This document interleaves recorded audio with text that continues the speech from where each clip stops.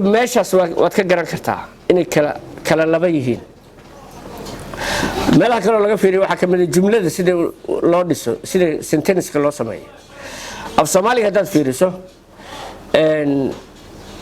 af Carabiga hadaad fiiriso oga kelmada yar waa laga wada yaqaanaa ninkan si fiican u aqoon. akala caliyu al-lahm sama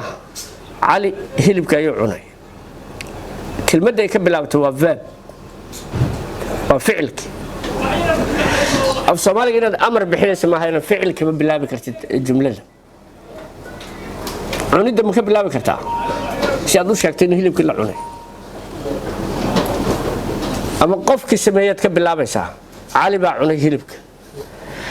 ama waxaad ka bilaabaysaa subjectigii oo waxaad leedahay hilibkii waxaa cunay cali, laakiin cunidda kama bilaabi kartid. Carabiga marka jumladiisu sida u dhisanto wuxuu ka bilaabaa ficilka, verbku ka bilaabaa. taasna waxay ku tusaysaa constructionka luqaddu inaysan islahayn. anu ma aqaan xabashiga mana aqaan Hebrew-ga, laakiin kuwaas haddii la fiiriyo waxay noqonaysaa markaas inay meel iska keenaan ama kelmadaha la sheegayno ama jumladu sida ay u dhisan tahay. laakiin afka ku shidiga oramada hadaa aado waa qaabkeena kale u noqonaya sawir kuma hadla aan ka laftiisa. hadaad marka fiiriso maxaa keenay marka ereyadan faraha badan. salaf Carabi wuxuu soo qaadanay waa afka luqadaha ugu badan aan ka soo qaadanay Soomaaliya, kelmadaha ugu badan. maxaa keenay kelmadaha in la qaato? qayb ahaan waa taabtay hadda. concept ka maqan hadii lagu keeno waad ku khasban tahay. ra'yi ka maqan hadii lagu keeno qofkii kuu keenay magacuu u sameeyay. democracy lagu keenay democracy leedahay.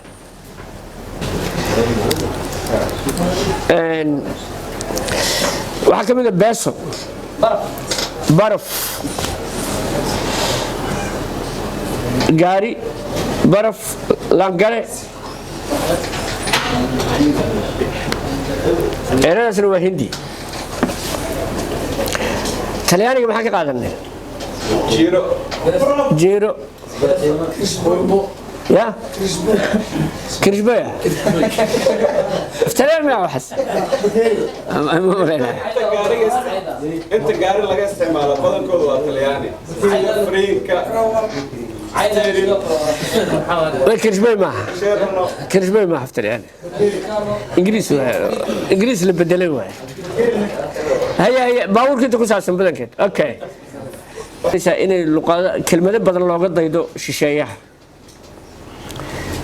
oo meelaha anagu aan kula kulmayna. dadkaas inta badan waa dad ayagu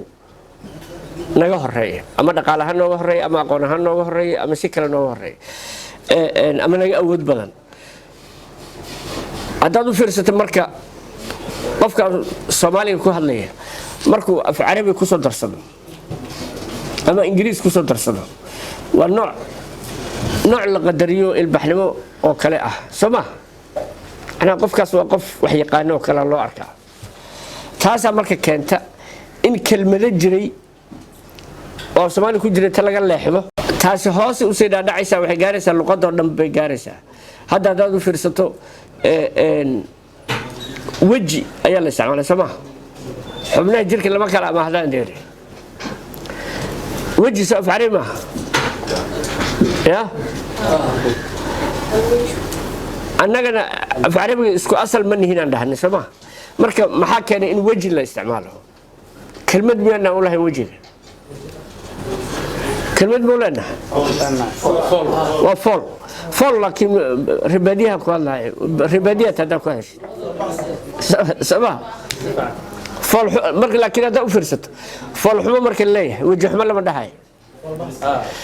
marka leeyahay anu fol baxsi ma aqaan macnaheedu, laakiin waa maqlaa markasta. marka leeyahay far kaliya fol ma dhaqdo, far kaliya waji ma dhaqdo lama dhahayo. marka mahmaahda iyo murtida iyo af Soomaaliga kale laba kelmad isku dhigan fol xumo kale folkiya socda, laakiin luqadii waxa bedelaya wajiga bedelaya si qof walba. taas waa sharciyeynta iyo cilmiyeynta, laakiin cilmiyeyn ka horeysayna way jirtaa. oo erey bixin aan dawladi wadin yaa ka fakari karaa midda dawladda ka horreysay waa erey bixinta diinta oo wadaadadu ay wadaan wadaadadu wax wacdinaya haddaad dhegaysato ama qur-aanka tafsiiraya af soomaali badan oo ay sameeyeen oo luqadda xoojinayaa jira erey bixin fara badan oo haddii la isticmaalo aad garanayso markiiba diin laga hadlayo ayagaana dejiyey sheekha kolley aad loo tilmaami karo waa sheekh yuusuf alkowneyn oo alifka noo af soomaaliyeeyey alif wax male ba hoos kaale ta korku laba le sama waxa cidda samaysay ma taqaaneen hore ma taqaaneen yaa yaqaan gacan taag yuusuf alkowneyn ayaa noo sameeyay kulliga waa soo dhiganay sama hikaayadda carabiga waxa noo sahlay waa sheekhaas allah u naxariisto ilaahay jira ka siiyo dhammaanteen saameyn ayuu nagu yeeshay marka sheekh yuusuf alkowneyn oo kale ayaa ka mid ah hadda shuyuukhda u dambeeyey sheekh cumar faaruuq oo kale dadka caanka ku ahaa maxaa la yidhaahdaa erey bixinta af soomaaliga ee weliba xagga diiniga ah qayb kale oo jirta waxa way ciidanka maxay af soomaaliga kusoo kordhiyeen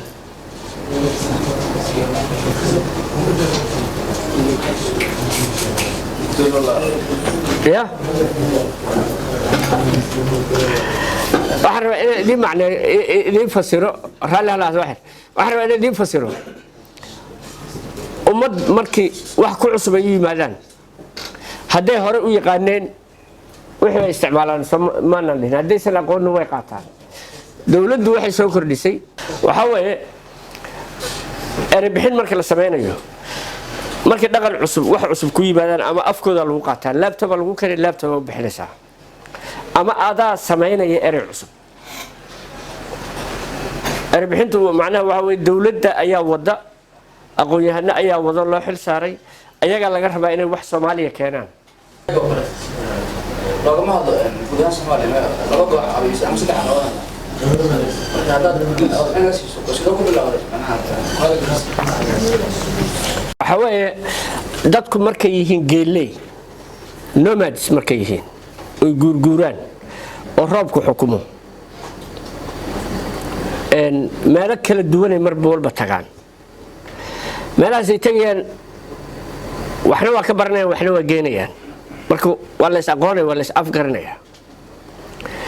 marka ay yihiin beeralaydu ma guurguurto hadday roob heshay hadday weydo meeshooda ilaahay ku baryaan haddaadan guurayn marka oo aadan aadaynin magaalo kaa fog magaaladaas wax lagu haya ma taqaan dii sida looga hadlo ayaduna kuma taqaan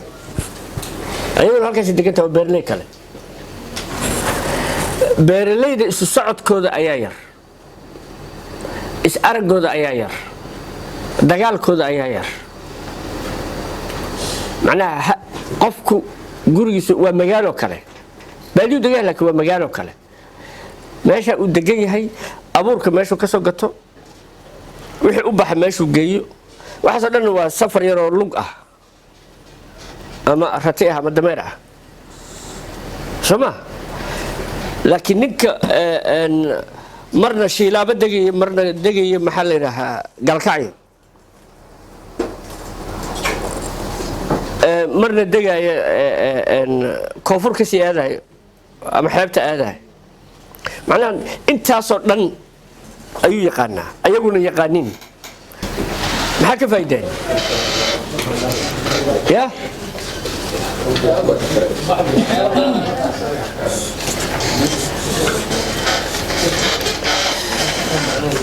afka barashadiisa in haddaan la xoojin waa idiin sheegay afafku waa sidii dadka way dhashaan wayna dhintaan afku wuxuu dhintaa inta badan wuxuu dhintaa dadka ku hadla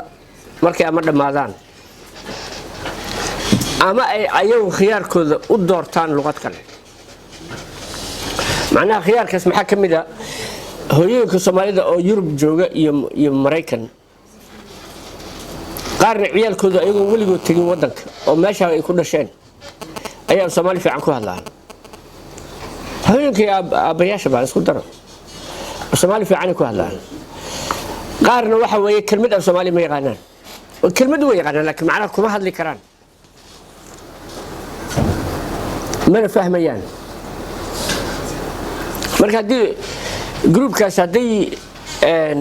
wada noqdaan kuwa aan ilmahooda barin af Soomaaliga ayagu waa ka suulaya luqadii waa ka suulaysaa wadanka haday kula lahaadaan waxay noqonaysaa wadanka in laba luqadood looga hadlo ama ka badan marka dadka nasiibka lahanahay oo Ilaahay luqad fiican sii mariyo sababta isku xirki dadka wax dadka u wada dhaxeeyo oo ay wada leeyihiin ayaad horumarinaysaa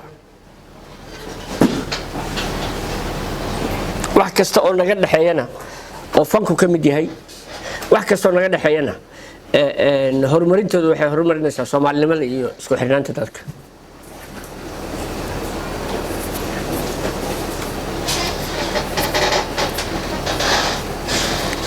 intaas jeclahay inaan kusoo gabagabeeyo hadii aan su'aal la weydiinayn ama aan talo kale la soo jeedinayn si cunaqabataynta wadanka looga qaado horta waxay ku xiran tahay security council laakiin annaga dhinacaynu labada howlooda noo yaala Soomaali ahaan waxa weeye waa marka koowaad hubka gacanteena soo galay oo ogolaashadana la siiyay aan soo iibsanay in aan u isticmaalno wixii aan u sheegnay inaan ku isticmaalno oo ay dalka lagu difaaco insan gacan kale u gudbin inuusan gacanta rayidka u gudbin taas inaan ka soo baxno waa dhinaca adiga taabatay dhinaca labaad oo meesha jiray waxa weeye gurubyo kale oo dawladda ka soo horjeeda oo deegaanadan maamulaya oo ama jooga oo wadan ka tirsan inaysan jirin oo dalka siyaasad ahaan israacsan yahay iyo amni ahaan taasna waa shaqo kolley muhiim ah marka annaga dhinacayna siiba ciidanka waxa saaran waxa weeye cunaqabataynta sidii loo qaadi lahayaan waxba aad loogu mashquulin halagu mashquulo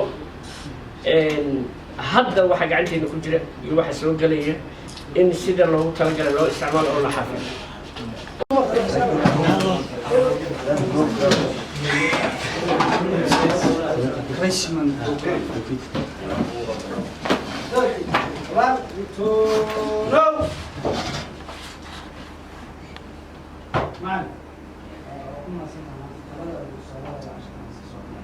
أدي أنا مسكين في إيدي. فيديو كلا.